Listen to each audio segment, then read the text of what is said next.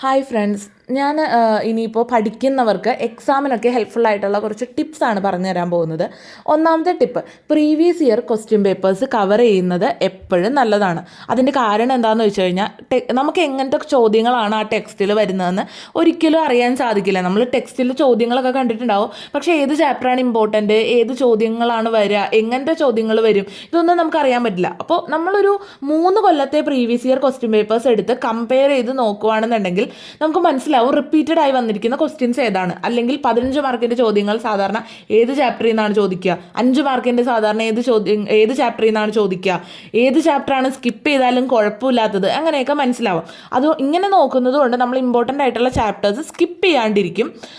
പിന്നെ അതുപോലെ തന്നെ ഈ പ്രീവിയസ് ഇയർ ക്വസ്റ്റ്യൻ പേപ്പേഴ്സ് നമുക്ക് ഒന്നെങ്കിൽ നമ്മുടെ ടീച്ചേഴ്സിനോട് ചോദിക്കാം, അല്ലെങ്കിൽ ഇപ്പോൾ ഓൺലൈൻ ആയിട്ടുള്ള സൈറ്റുകളൊക്കെ ഉണ്ട്, അവിടെ നോക്കിക്കഴിഞ്ഞാൽ നമുക്ക് ചോദ്യ പേപ്പർ കിട്ടും.